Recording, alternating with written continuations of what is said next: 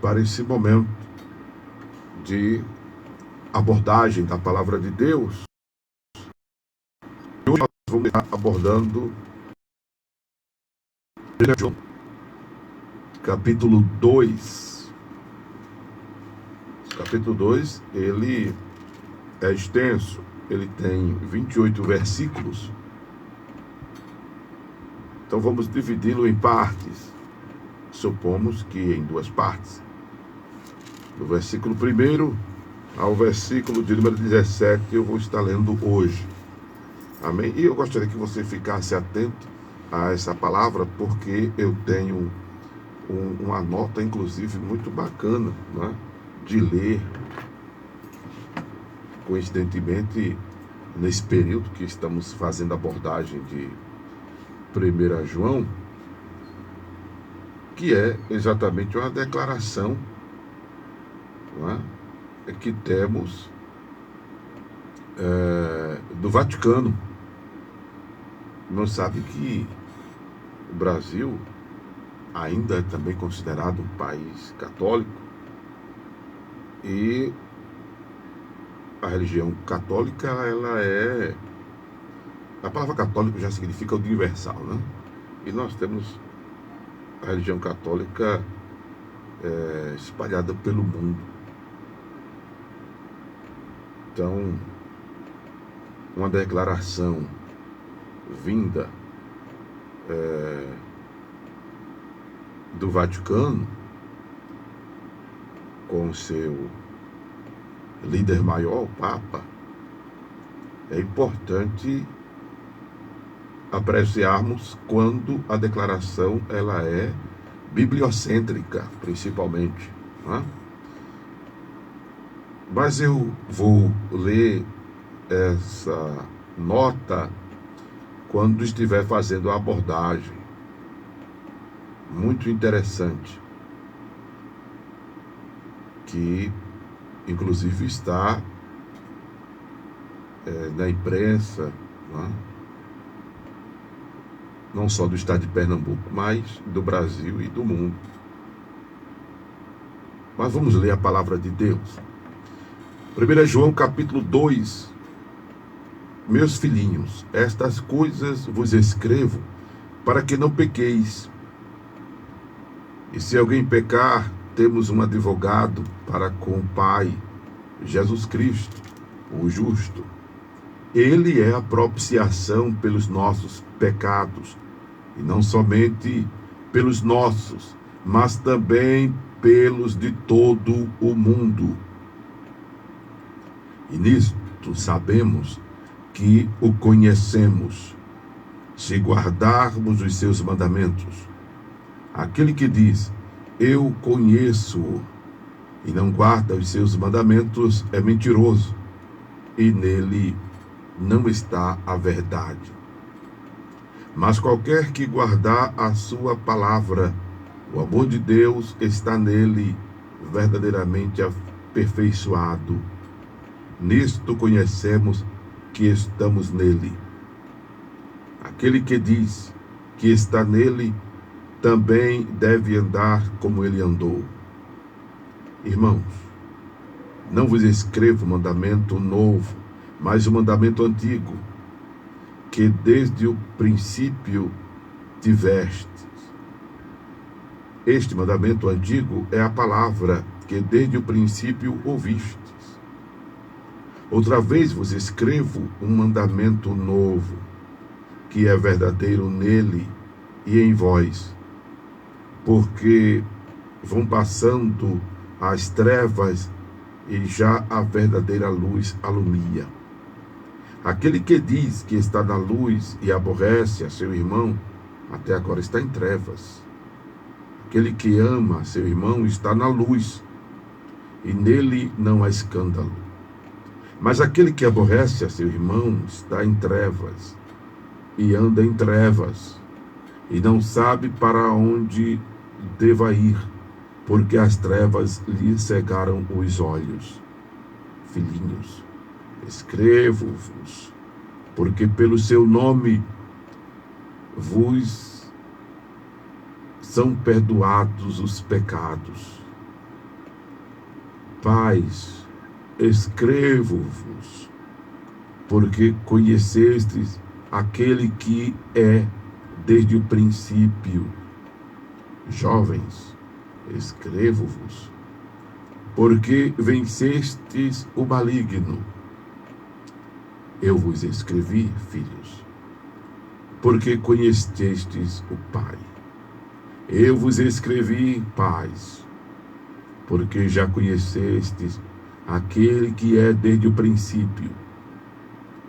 Eu vos escrevi, jovens, porque sois fortes, e a palavra de Deus está em vós, e já vencestes o maligno. Não ameis o mundo, nem o que no mundo há. Se alguém ama o mundo, o amor do Pai não está nele. Porque tudo o que há no mundo, a concupiscência da carne, a concupiscência dos olhos e a soberba da vida, não é do Pai, mas do mundo. E o mundo passa, e as suas concupiscências, e a sua concupiscência, mas aquele que faz a vontade de Deus permanece para sempre. Oh, aleluia! Louvado seja o nome de Jesus Cristo. Glória a Deus. Eu fiz a abordagem de 1 João, capítulo 1, e nós tratamos da deidade de Jesus Cristo. Se você não assistiu essa abordagem, não ouviu essa abordagem, para quem está pela M890, pelo aplicativo, sugiro que vá ao Instagram da rádio em outro momento e assista. Tenho disponível também esta mensagem por um tempo no Facebook, Acorda a Bênção, e também constantemente no YouTube, Acorda a Bênção, que é uma produção feita pelo meu querido Luciano Ricardo, para quem eu mando um abraço. Eu fiz uma abordagem sobre exatamente a deidade de Jesus e o propósito da encarnação do Verbo, no capítulo 1. Dei uma introdução sobre o propósito da encarnação do Verbo. A encarnação do Verbo, eu me refiro a Jesus ter se feito carne, a Deus ter se feito homem, para morrer por nós, para que nós tenhamos o perdão dos pecados.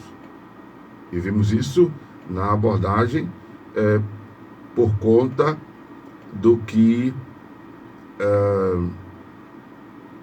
diz o versículo 7 do capítulo 1, que o sangue de Jesus Cristo, seu Filho, nos purifica de todo pecado. Mostrei que só existe um Deus, não existe três deuses. Mostrei que a nossa fé, ela é monoteísta, crença em um só Deus. Isso a gente aprende no ensino primário. E dei essa introdução acerca da obra salvífica de Jesus, da obra expiatória de Jesus, que é o que faz com que nós tenhamos o perdão dos pecados. E João continua nesse capítulo 2, tratando exatamente dessa mediação de Jesus Cristo. Como disse Paulo, há um só mediador entre Deus e os homens, Jesus Cristo, o homem. Aí eu quero aproveitar essa fala exatamente para ler essa nota feita pelo Papa atual, Leão XIV, que faz um decreto em nome da Igreja Católica, reconhecendo que Maria observe as declarações, levando em consideração a necessidade de explicar o papel subordinado de Maria a Cristo na obra da redenção. É sempre inoportuno o uso do título de corredentora para definir a cooperação de Maria. É o que diz o texto elaborado pelo Papa Leão XIV. O decreto aponta que o título de corredentora carrega um risco de obscurecer a única mediação salvífica de Cristo, podendo causar confusão, desequilíbrio na harmonia das verdades da fé cristã. Diz o texto: não há salvação em nenhum outro, pois não há debaixo do céu qualquer outro nome dado aos homens que nos possa salvar. Essa foi a fala de Pedro na casa de Cornélio, e é o que diz o texto no decreto do João 14, do Papa Leão 14. Papa Leão 14. E ele faz essa citação neotestamentária. A declaração dele é pertinente quando ele diz que não ajuda a exaltar Maria como primeira e máxima colaboradora na obra da redenção e da graça, porque o perigo de obscurecer o lugar exclusivo de Jesus Cristo, Filho de Deus, feito homem, por nossa salvação, único capaz de oferecer ao Pai um sacrifício de valor infinito, não seria uma verdadeira honra a Maria. Então, ele faz essa declaração, louvado seja Deus,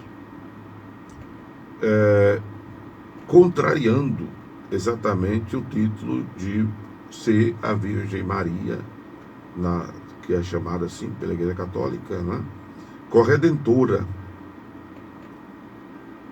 E ele diz, no seu texto, que jamais Maria quis reter para si algo do seu filho. E ele fala, palavras de Leão 14: Nossa Senhora não quis tirar nenhum título a Jesus. Ela não pediu para ser uma quase redentora ou corredentora. Não. O Redentor é um só, e este título não se duplica. Cristo é o único Redentor. Não existe corredentora com Cristo, porque o sacrifício da cruz, oferecido com o coração amante e obediente, apresenta uma satisfação superabundante e infinita, afirma inclusive o Papa Francisco em 2020. O Papa, por sinal, muito querido de nós todos também, tinha nossa admiração. Esse documento ele foi publicado terça-feira. Terça-feira foi quanto do mês? Hoje é quinta, 6, quarta, 5, terça-feira, dia 4 de novembro. Pronto. Muito importante ler essa nota para que as pessoas vejam. Inclusive eu me lembro das palavras de Maria lá na festa de Canaã da Galileia, onde Jesus operou o primeiro milagre, que Maria disse aos discípulos: fazei tudo o que ele vos mandar. Não é certo estarmos perrejorando Maria, como alguns incultos fazem, mas os que leem Bíblia, os pastores sérios, os crentes sérios, os evangélicos sérios que leem Bíblia, que são coerentes, nunca, de fato, ofende aquela que foi que gerou Jesus em seu ventre, por obra e graça do Espírito Santo. A gente sabe que Jesus teve irmãos carnais, que Maria teve outros filhos depois de conceber Jesus por obra e graça do Espírito Santo. Isso não a deprecia em nada, porém ela nunca, como diz o reverendo, ela vindicou para si honra e glória, nunca. E é importante vir essa declaração de o líder maior da Igreja Católica. para que as pessoas converjam as suas atenções para Jesus, conforme a abordagem que fizemos ontem e que sempre estamos fazendo, porque há um só mediador entre Deus e os homens, Jesus Cristo, homem. Maria, a exemplo dos demais apóstolos e discípulos, ela dorme no Senhor, a exemplo do cristão mais recente, partido para a glória. Ela dorme no Senhor e espera o toque da trombeta para ressuscitar e subir ao encontro do Senhor dos ares, enquanto os vivos que estiverem fazendo a vontade de Jesus forem transformados para subirem a encontrar-se com o Senhor dos ares e assim permanecer com o Senhor. Então é importante que as pessoas todas atentem para esta palavra verdadeira do Papa Leão XIV, né? Porque ele está sendo verdadeiro nessa sua fala, está sendo bibliocêntrico nesta sua fala, está sendo cristocêntrico nesta sua fala. Eu acho interessante porque eu até disse em uma abordagem que eu fiz recentemente que percebi ao longo dessa minha jornada pastoral que mesmo antes de ser consagrado ao ministério pastoral, o Senhor já tinha e já vinha me direcionando a esse trabalho, essa missão de reeducação bíblica, de reeducação teológica, de reeducação doutrinária, que me faz, inclusive, não só refutar as heresias externas, as heresias fora do circuito evangélico, como as heresias dentro do circuito evangélico, as heresias dentro das denominações evangélicas. Por isso que eu não gosto de muita simpatia de muitos colegas pastores, não é? Porque na nossa abordagem, à luz da Escritura Sagrada, nós temos refutado muitas práticas, muitas doutrinas, muitas celebrações, muitas cerimônias, muitos movimentos dentro das igrejas supostamente chamadas evangélicas, que não tem fundamento bíblico, principalmente essa onda de querer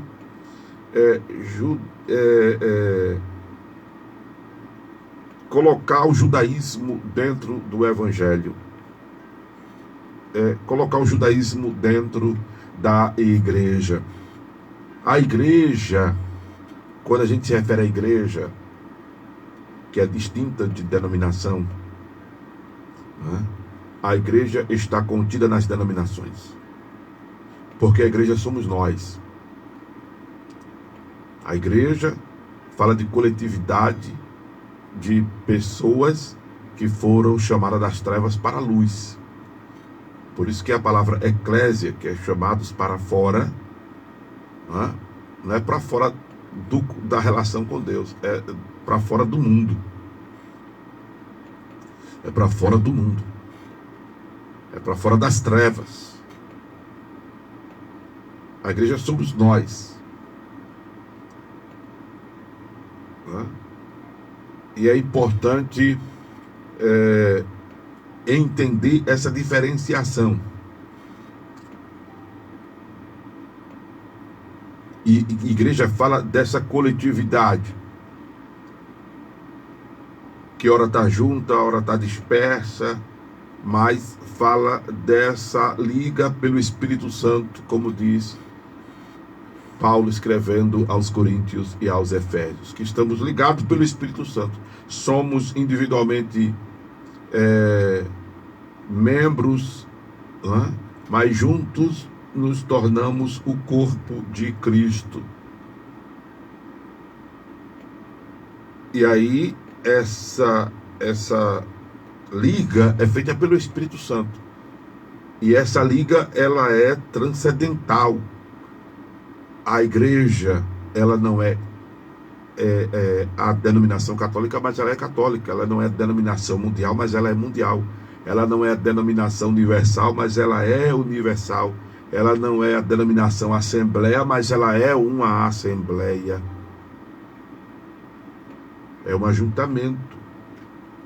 É essa koinonia. Essa relação de pessoas que comungam do temor a Deus, da palavra de Deus, dessa unidade espiritual preconizada em Efésios capítulo 4. Em Efésios capítulo 4, que fala dessa unidade. Não é? Louvado seja o nome de Jesus Cristo. E inclusive João trata, além dessa propiciação pelos nossos pecados, feita por Jesus Cristo, e ele diz aqui, não somente pelos nossos, se referindo aos judeus, mas pelos de todo mundo. E eu expliquei isso na minha fala de 1 João capítulo 1, trazendo a nota sobre, inclusive, o seu evangelho de João, capítulo 1, verso 11. Por isso que eu estou solicitando que você escute a abordagem do capítulo 1 dessa epístola. E ele continua falando exatamente dessa relação fraterna, dessa liga sociável e transcendental. Quando ele fala dessa relação entre irmãos, que se houver aborrecimento, quem causa o tal está em trevas, anda em trevas. Por conta exatamente da discrepância, da diferença,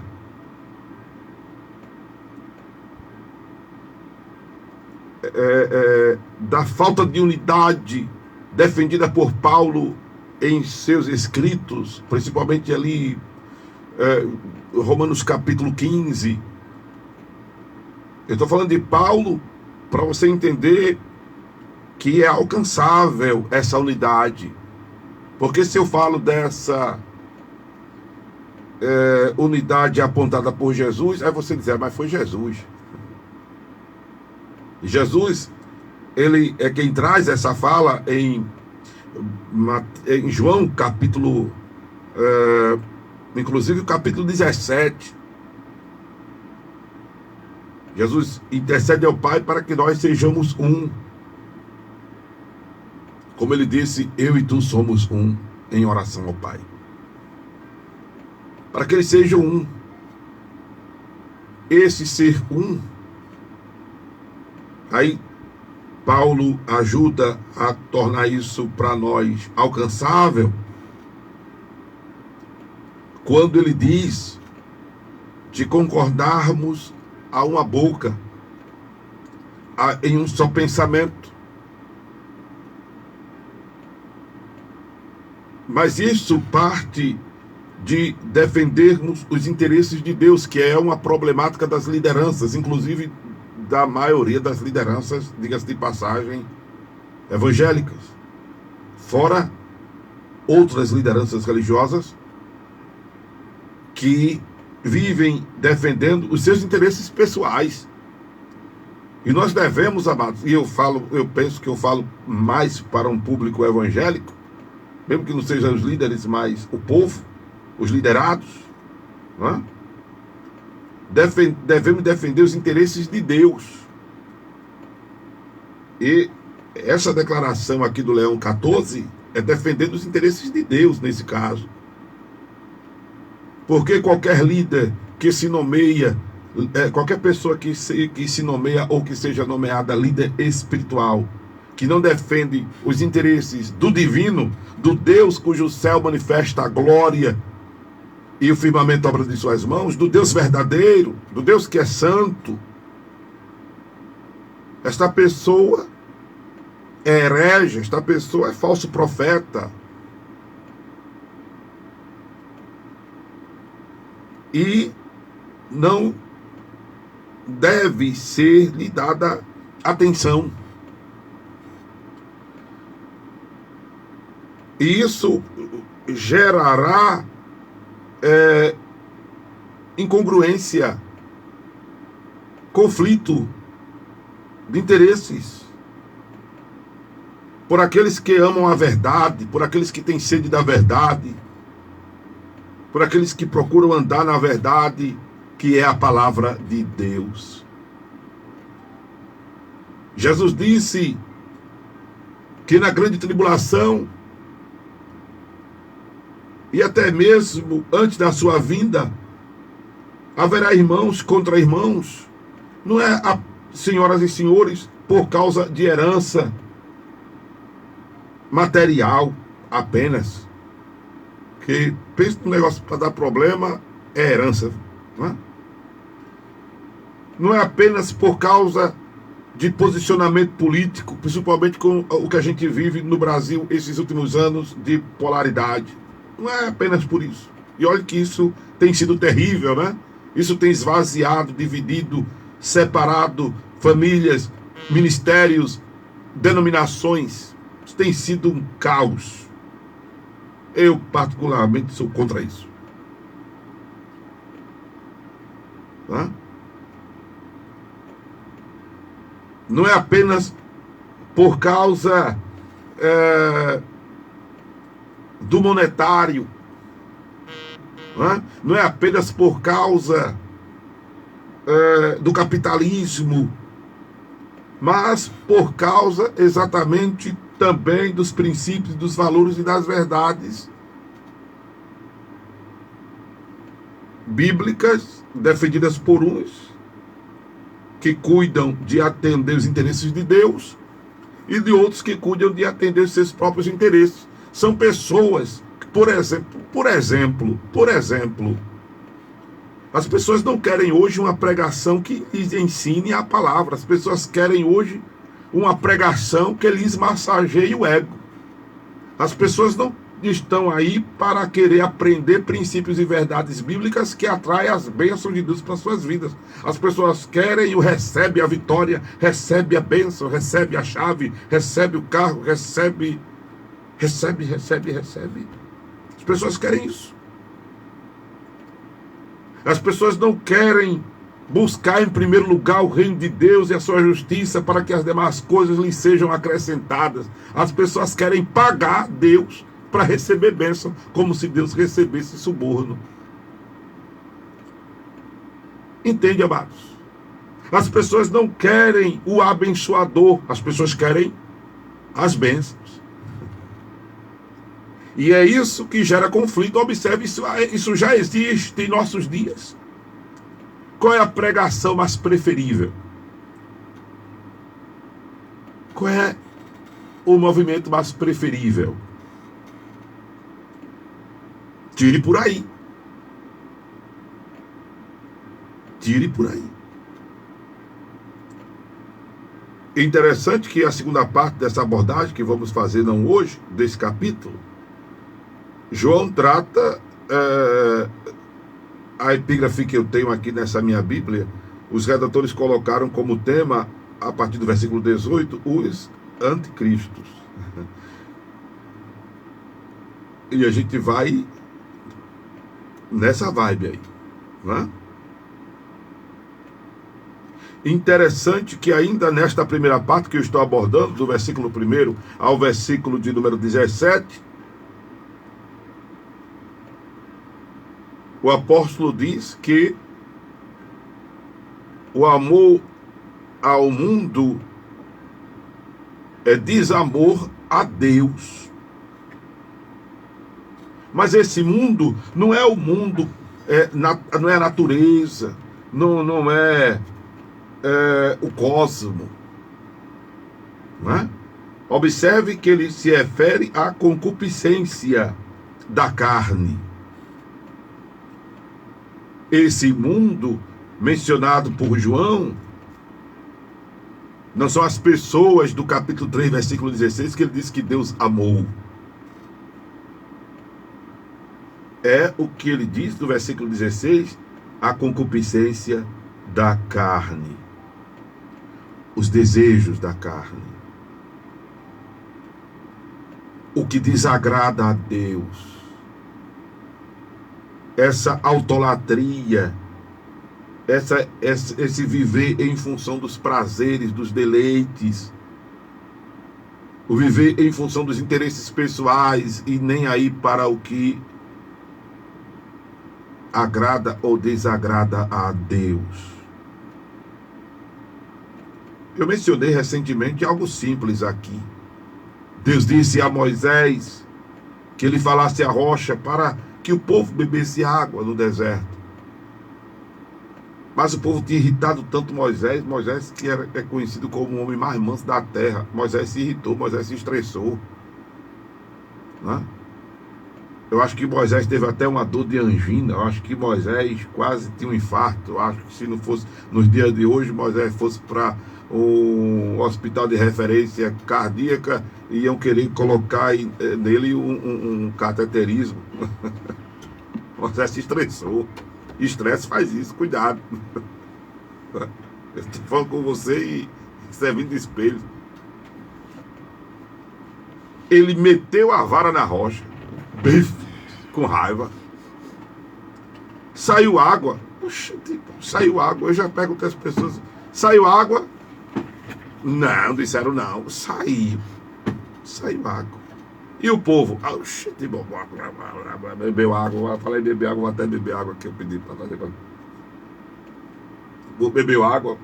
E o povo quis saber que Moisés tinha desobedecido. Ele que se danasse para lá. O povo queria era beber da água. Entende, amados? O povo estava só com as atenções voltadas para as suas necessidades do momento. O povo era focado no imediatismo da resposta, atentos apenas para as suas necessidades. Estavam nem se importando se o que Moisés fez foi certo ou errado.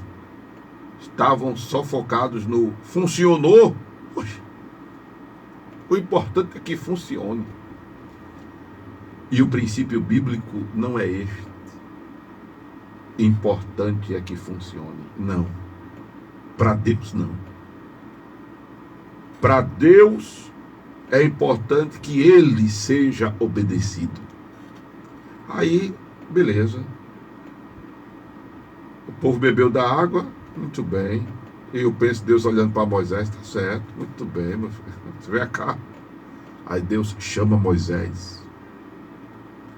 Leva Moisés a um lugar bem alto e mostra a Moisés a terra prometida. Aí vem a terra aí, Moisés. Dá uma olhada aí. Contempla aí a bênção. Essa é a terra que eu prometi. Que para os filhos de Israel entrar, e etc e tal. Ah, pois tá certo, Moisés. Tu não vai entrar nela, não? Tu não vais entrar nela, não? Veja o preço. Não? Veja o preço. Então, são para essas coisas que nós temos chamado a sua atenção. O procurar agradar a Deus. E não há como agradar a Deus sem estar atento à sua palavra. Por isso que João ele diz repetidamente que aquele que diz estar nele também deve andar como ele andou. Versículo 4. Qualquer que guarda a sua palavra, o amor de Deus está nele verdadeiramente aperfeiçoado. Nisto conhecemos que estamos nele. Não adianta eu dizer que estou nele se eu não estiver procurando viver a palavra. Não estamos falando aqui de perfeição.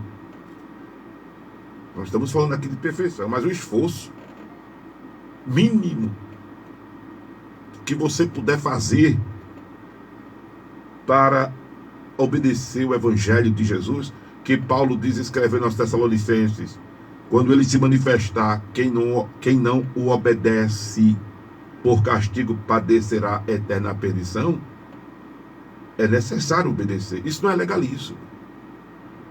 Isso é termômetro do temor, isso é termômetro da crença, isso é termômetro da fé. Quem, inclusive, instituiu esse termômetro não foi João, não, foi o próprio Jesus. Em João 14, 23 está escrito, palavras de Jesus: quem me ama, guarda a minha palavra, será amado de meu Pai, viremos para ele e faremos nele morada. Por isso que João está dizendo que é simplesmente fácil, a gente não deve julgar. Ah, será que o pastor Amaro é? Será que o irmão ali é? Será que Beltrano ali é? Será que não? Não tem nada a ver com isso. Mas, como Jesus disse, está registrado em Mateus 7, não julgueis para que não sejais julgados. Mas no mesmo capítulo, Jesus diz que é pelo fruto que se conhece a árvore. Em outras palavras, cuida de salvar a tua alminha. Mas é importante entender que o texto está dizendo que quem está nele procura guardar a palavra. Se é que interessa a você, ó, sei lá quem quer que seja, se fulano guarda ou não. Eu defendo que isso é uma questão pessoal. A gente se importa muito com isso, mas isso é pessoal. Cada um de nós haveremos de dar conta de nós mesmos a Deus. E você precisa fazer o que Paulo diz aos Coríntios, essa autoanálise, essa introspecção, esse exame pessoal. Examine-se, pois, o homem a si mesmo. No mesmo texto ele diz: pois se julgarmos a nós mesmos, não seremos condenados com o mundo. Louvado seja o nome do Senhor. Porque se nós passarmos a nos avaliar mais do que avaliar os outros, veremos se estamos em Cristo ou não. Como em outro momento diz a Escritura: vede se estás em Cristo, se não é que já estás reprovados. É Paulo que diz isso aos Coríntios. Examinai vós mesmos se estáis em Cristo, se não é que já estáis reprovados. Não adianta fazer parte de uma denominação evangélica, se dizer religioso, se dizer crente, porque Tiago diz que crente até o diabo é. É procurar você observar em você mesmo se suas ações, seus conceitos, sua linguagem, seus valores, seus princípios se coadunam, se alinham às verdades, aos princípios bíblicos. É por aí o caminho. Porque a palavra de Deus é um instrumento aferidor da verdade. Não são os teólogos do século XXI, Paul Tillich,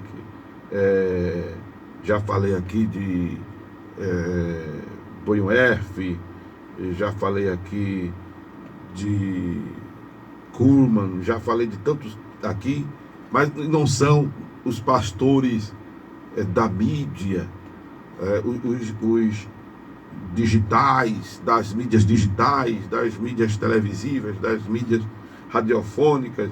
Não somos nós, não são os presidentes de convenções, os presidentes denominacionais. Não, o instrumento aferidor da verdade é a palavra de Deus. João 17:17, a palavra de Deus é a verdade. Louvado seja o nome de Jesus Cristo. Louvado seja o nome de Jesus Cristo. Então, que esta palavra, ela mexe conosco, mexe. Porém, ao ouvi-la, se não mexer, o que você ouviu foi a voz do homem, igual a mim, Amaro Corrêa.